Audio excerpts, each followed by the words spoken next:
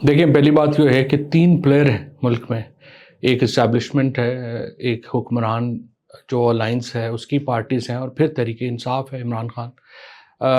और तीनों की सिमत बिल्कुल मुख्तलिफ है, जिसकी वजह से पाकिस्तान के अंदर एक बहुत उबाल आ रहा है। जमहूरियत जो होती है ना, उसमें फंडामेंटल्स के ऊपर सोच एक होती है और फिर नीचे जो पॉलिसीज़ होती हैं, डिटेल्स होती हैं, उसमें फ़र्क होता है। हमारे तो फंडामेंटल्स पे डिफरेंस चल रहे हैं और जब तक ये डिफरेंसेस करीब नहीं आते, एक सोच एस्टैब्लिशमेंट में और हुकूमत में यह है कि माइनस इमरान खान हम मुल्क जो है वो चलाना चाहते हैं। अब 2 साल से पूरी कोशिश कर ली है। इमरान खान के साथ लोगों की बहुत बड़ी सपोर्ट है, वो माइनस हो नहीं पा रहा, जिसकी वजह से पूरे पाकिस्तान के अंदर एक इंस्टेबिलिटी है। और फिर 8 फरवरी का इलेक्शन जैसे हुआ, ये आप असम्बलियाँ क्यों बनाते हैं? आखिर 1215 में मैग्ना कार्टा आया था, 800-900 साल लगे हैं। मॉडर्न डेमोक्रेसी आप समझें तो बिल ऑफ राइट्स के बाद 400 साल, 500 साल लगे हैं। आप इसमें आप ये मुझे बताइए कि ये क्यों असम्बलियाँ बनती हैं? ये सारा निज़ाम किस पे खड़ा है? ये सारे निज़ाम की लेजिटिमेसी कहाँ से आती है? वो आती है फ्री एंड फेयर इलेक्शन से, जिसमें लोगों ने जिसको इलेक्ट किया होता है, तमाम जो इदारे हैं, तमाम जो निज़ाम है, उसकी लीड लेता है। अब 2000 ये जो हमारा 8 फरवरी का इलेक्शन था, इसमें लोगों ने मुंतखब इमरान खान को किया और 18 सीटों वाले आदमी को आपने प्राइम मिनिस्टर बना दिया। तो लेजिटिमेसी क्राइसिस इतना बड़ा हो गया है कि सेटल नहीं हो पा रहे मामला। देखें, इस वक्त जो बुनियादी मसला आ रहा है वो यही है जिसकी तरफ आपने इशारा किया है। एस्टैब्लिशमेंट ने और हुकूमत ने तो फ़ैसला कर लिया है कि वो इमरान खान को कतई किसी सूरत कबूल करने को तैयार नहीं है। लेकिन जो तहरीक इंसाफ की लीडरशिप है, और लीडरशिप में भी मैं आपको बताऊं, इस वक्त 5 ही लोग हैं जो इस वक्त जिसको समझा जाता है कि वो उनका एक्सेस है खान साहब तक। गौहर साहब का और शिबली साहब का सबसे ज़्यादा एक्सेस है, और उसके बाद और उसके उमर अयूब साहब का, उमर अयूब, गौहर और शिबली, इन तीनों का सबसे ज़्यादा एक्सेस है। उसके बाद जो है वो रऊफ़ हसन साहब का एक्सेस है, और कुछ अर्से पहले था हामिद खान साहब का एक्सेस था। अब ये जो पांचों लोग हैं, इनमें सवाए उमर अयूब के किसी ने कोई प्रैक्टिकल पॉलिटिक्स कभी की ही नहीं है। वो किसी को जानते ही नहीं है, ना उनको कोई जानता है। तहरीके इंसाफ में देखिए एक बटालियन नहीं है। मैं तनकीद नहीं करता, और क्योंकि काफ़ी जो है मुझे कहा कहते भी हैं कि तनकीद ना करें, और तनकीद की बात नहीं है, लेकिन देखिए तहरीक इंसाफ कोई फ़ौजी बटालियन नहीं है, ना ही ये कोई आर्मी चीफ़ है कि जिसके ऊपर कोई नीचे से सिपाही तनकीद नहीं कर सकता। ये पॉलिटिकल वर्कर्स हैं और पॉलिटिकल वर्कर अपनी बात पूछेंगे, मांगेंगे। अब इमरान खान को देखें, जेल में क्या चाहिए उनको? मेरे ख़्याल में 3 चीज़ें चाहिए। एक तो उन्हें रेलिवेंट इन्फॉर्मेशन चाहिए, दूसरा उन्हें एडवाइस चाहिए, और तीसरा वो जो हिकमत अमली बनाएं उसके ऊपर एग्जीक्यूशन प्लान चाहिए। अब ये तीनों चीज़ें ये जो 5 लोग हैं ये तो नहीं दे सकते।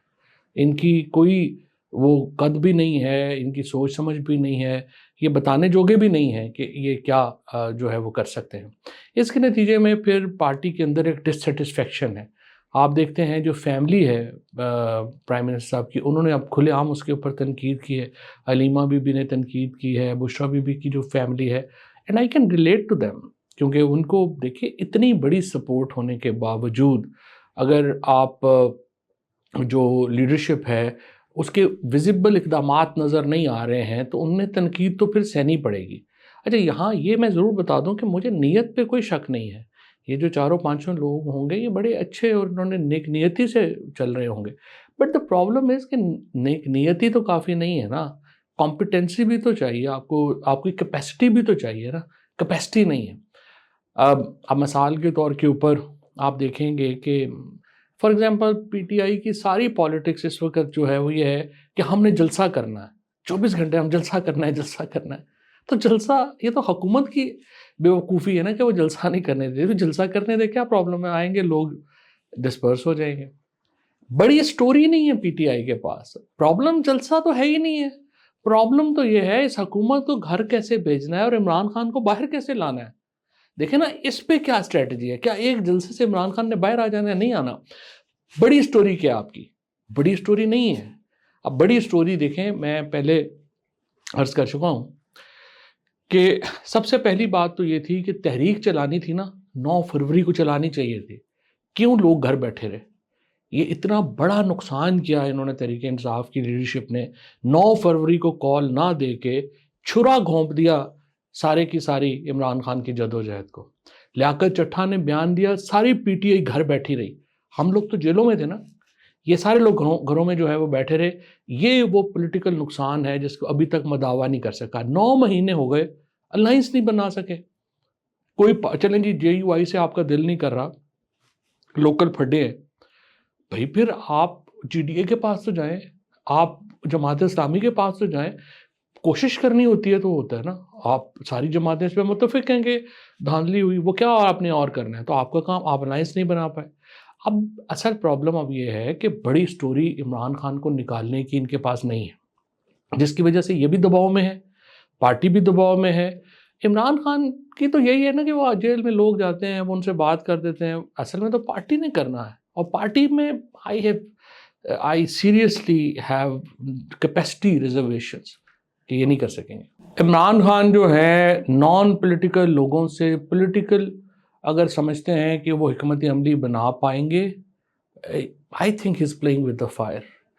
13 مہینے ہو گئے ہیں، مجھے آپ بتائیے عمران خان جتنی بڑی جو اس وقت سپورٹ ہے، پی ٹی آئی جتنی بڑی جو پارٹی ہے، وہ پاکستان کی ہسٹری میں نہیں رہی، لیکن آپ مجھے بتائیے نا کہ پچھلے 7-8 مہینوں سے پی ٹی آئی نے کیا چیلنج دیا ہے گورنمنٹ کو؟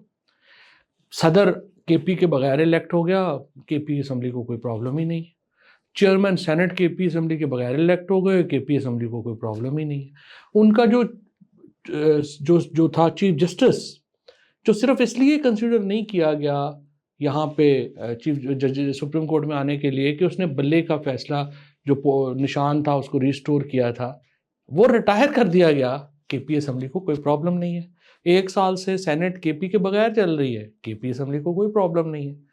تو سوال یہ ہے کہ اگر، اور پھر اس کے بعد آپ دیکھیں ہم لوگ 7-8 مہینے جیل رہے، میں رہا 7 مہینے 6-7 مہینے میں جیل رہا، اور لوگ بے شمار جو ہیں بیچارے رل گئے ہیں، اعجاز چودھری صاحب، یاسمین راشد، عمر چیمن، نیم اٹ، سینکڑوں لوگ ہیں جنہوں نے یہ ہماری لڑکیاں جو ہے عالیہ حمزہ اور صنم اور کتنے خواتین ہیں، یہ لوگ یہ جاتے ہیں، لوگ آتے ہیں ویگو کے اوپر بندہ اٹھا کے لے جاتے ہیں، پارٹی پارلیمانی پارٹی جو ان کے لوگوں کے صدقے سے لوگ آج M N A M P ہیں، انہوں نے کبھی مڑ کے بھی نہیں دیکھا کون چلا گیا، کیا ہوا کیا نہیں ہوا، بچے اغوا ہو گئے، پارٹی کو پتہ ہی نہیں ہے۔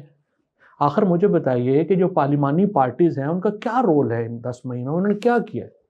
صرف ہر ہفتے کہہ دیتے ہیں جی باہر نکلیں، وہ 20 لوگ باہر نکلتے ہیں، 5 لوگ جو ہیں وہ ان کو جو لائر ہوتے ہیں ان کو بیل مل جاتی ہے، باقی لوگ سارے بیچارے جیلوں میں سڑتے رہتے ہیں۔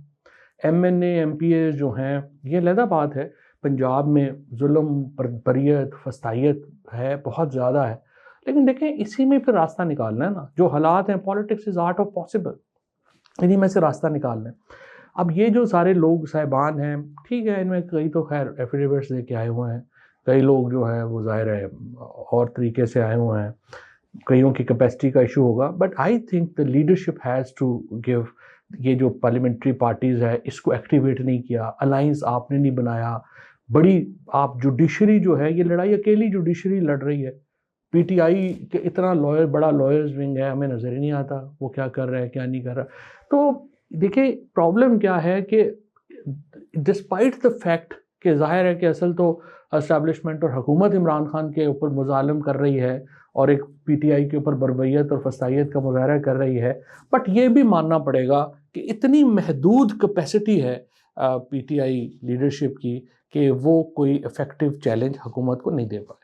لیکن پہلی بات تو یہ ہے کہ اسٹیبلشمنٹ سے پی ٹی آئی کے قریبی تعلقات رہے ہیں، ساری عمر رہے ہیں، اگر اسٹیبلشمنٹ کو بھی چھوڑ دیں، فوج آپ بات کر لیں، فوج کے ساتھ، کیونکہ اس کی وجہ ہے، اس کی وجہ یہ ہے کہ فوج جو ہے وہ پی ٹی آئی جو ہے وہ مڈل کلاس کا سب سے بڑا پولیٹیکل گروپ ہے، اور فوج جو ہے وہ مڈل کلاس کا سب سے آرگنائزڈ گروپ ہے۔ سو ہمارا ایک نیچرل طبقہ ہے، طبقاتی ایک جو ہماری سمجھیے کہ وہ ایک ساتھ ہے، اور اسی لیے آپ 8 فروری کو آپ جہلم کے رزلٹس دیکھیں، آپ چکوال کے رزلٹس دیکھیں، آپ راولپنڈی ڈویژن کے رزلٹس دیکھیں، ہزارہ کے رزلٹس دیکھیں، میاں والی سرگودا کے رزلٹس دیکھیں، یہ فوج کا ایک بڑا چنک سپاہی تو کم از کم جو ہے وہ ہم دیتے ہیں نا، تو ان کا آپ دیکھ لیں کہ ان کا جھکاؤ کدھر ہے. سو ظاہر ہے کہ ہمارا ایک بڑا قریبی تعلق ہے. اور دوسری بات یہ ہے کہ میں قطعی ان لوگوں میں نہیں ہوں گا جو کبھی بھی یہ چاہیں گے کہ فوج اور جو عوام ہے وہ آپس میں ٹکراؤ کی کیفیت میں آ جائیں. کیونکہ میں تو Pakistan I am a nationalist, میں تو ظاہر پاکستان کو پہلے رکھوں گا، اور میری رائے میں عمران خان کی بھی یہی رائے ہے، اور اسی لیے انہوں نے کہا کہ فوج میرے لیے، ہمارے لیے، میرے سے بھی زیادہ امپورٹنٹ ہے. اور دوسرے دیکھیں نا، یہ جو یوٹیوبر یا یہ لوگ جو ایلیگیشنز لگاتے ہیں، باہر بیٹھ کے زیادہ لگاتے ہیں، کچھ یہاں پہ بھی جعلی ناموں سے جو لگاتے ہیں، ان میں سے جس نے 7 مہینے قید کاٹی ہو، جس نے جو ہے وہ تشدد، بہیمانہ تشدد سہا ہو، جس کے گھر توڑ دیے گئے ہوں، وہ آ کے میرے بارے میں یہ بات کرے گا تو میں اس کو جواب دوں گا. باقی یہ لوگ جو سارے باہر بیٹھ کے پی ٹی آئی کے نام کو بیچ کے پیسے بنا رہے ہیں، ان کو تو میں جواب بھی کیوں دوں گا، یا ان کی کیا حیثیت اور اوقات ہے. ایک تو گروپ ہے نا یادر راجہ ٹائپ جو لوگ ہیں، یہ تو ایک مشن پہ ہیں. ان کا مشن ہے کہ فوج اور عوام کو لڑانا ہے، اور ہمارا مشن ہے ہم نے اس کو ناکام کرنا ہے. تب دیکھتے ہیں کون جیتتا ہے. فیملیز میں جھگڑے ہوتے ہیں، سب کچھ ہوتا ہے، لیکن دیکھیے پی ٹی آئی بڑی کلیئرٹی ہے. پی ٹی آئی میں سوچ ہوگی جو عمران خان کے سوچ ہوگی. جو عمران خان کہیں گے، ایک دن کہیں گے، ساری پارٹی اس دن جھکتی ہے. پارٹی بھی کیا، ابھی تو پورا پاکستان ہی عمران خان کے آواز کے اوپر جو ہے وہ لبیک کہتا ہے. باقی دیکھیے ہر گھر میں رفٹس ہوتی ہیں، چھوٹی موٹی لڑائیاں ہوتی ہیں، وہ چونکہ بہت زیادہ میڈیا فوکس میں ہیں تو ان کی بات زیادہ ہو جاتی ہے. باقی ظاہر ہے چھوٹا موٹا ہوگا، اس سے کیا فرق پڑتا ہے. ہوگا ظاہر ہے. سلمان جو ہے وہ ایز اے شروڈ لائر بہتر ہے، تھوڑے ایکٹیو ہیں. حامد خان تو پاکستان کے دورے پہ ہی آتے ہیں، جب سے وہ سینیٹر بنے ہیں میرا خیال ہے وہ کچھ 40 ملکوں میں جا چکے ہیں، اور کبھی کبھی وہ پاکستان بھی آ جاتے ہیں درمیان میں. سلمان کم از کم پاکستان میں ہیں، لوگوں کے ساتھ جڑے ہوئے ہیں. لیکن لیگل اسٹریٹجی کو میں بہت اہمیت دیتا نہیں ہوں. میرے خیال میں یہ ایک بڑی فنڈامنٹل فلا ہے پی ٹی آئی کا، کہ انہوں نے اپنی لیگل اسٹریٹجی کو اپنی سیاسی اسٹریٹجی کے اوپر رکھا ہوا. That's actually terrible. کبھی بھی پولیٹیکل سکسیس، پالیٹکس میں سکسیس پالیٹکس سے آنی ہے بھائی، لیگل سے تھوڑی آنی ہے. لیکن وہ ایک پارٹ ہو سکتی ہے اسٹریٹجی کا، بٹ آپ نے ججوں کے اوپر اور کتنا بوجھ ڈالنا ہے.